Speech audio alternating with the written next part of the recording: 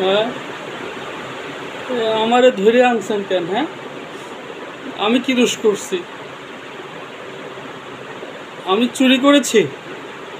না না হুজুর, আমি তো শুধু কবিগুরু নির্দেশ পালন করেছি। মানে, হ্যাঁ, গতকাল মাঝরাতে একটা গান ভেসে এলো। আজ জোছনা রাতে সবাই গেছে বনে। ভাবলাম আমি বা বসে থাকি কেন, আমিও যাই। তাই বেরিয়ে পড়লাম। তারপর উদাস মনে হাঁটছি। হঠাৎ একটা বাড়ি থেকে আওয়াজ এলো, এসো এসো আমার ঘরে, এসো আমার ঘরে। মনে হলো আমাকেই ডাকছে। টুক করে ওই বাড়িতে ঢুকে পড়লাম। শুনুন না। তারপর ঘরে ঢুকেই শুনলাম, ঘরেতে ভ্রমর এলো গুনগুনিয়ে। বেশ আনন্দ পেলাম। বুঝলাম আমাকে স্বাগতম জানানো হচ্ছে। এদিক ওদিক তাকিয়ে কী করবো ভাবছি, তখন শুনতে পেলাম, এবার উজার করে লও হে আমার যা কিছু সম্বল। এবার উজার করে লও হে আমার যা কিছু সম্বল।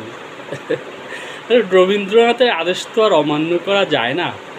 সব মালপত্র এক জায়গায় জড়ো করে বেঁধে ফেললাম। সঙ্গে সঙ্গে কানে ভেসে এলো, আজ দক্ষিণ দুয়ার খোলা, আজ দক্ষিণ দুয়ার খোলা।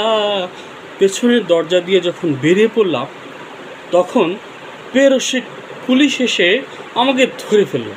আমি কতবার বোঝাবার চেষ্টা করলাম, আমি চুরি করিনি, কেবলমাত্র রবীন্দ্রনাথের নির্দেশ পালন করেছি।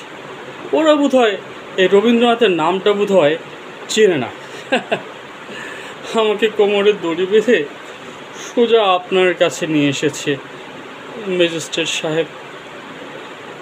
কি, আমাকে 3 বছরের কারাদণ্ড দিবেন?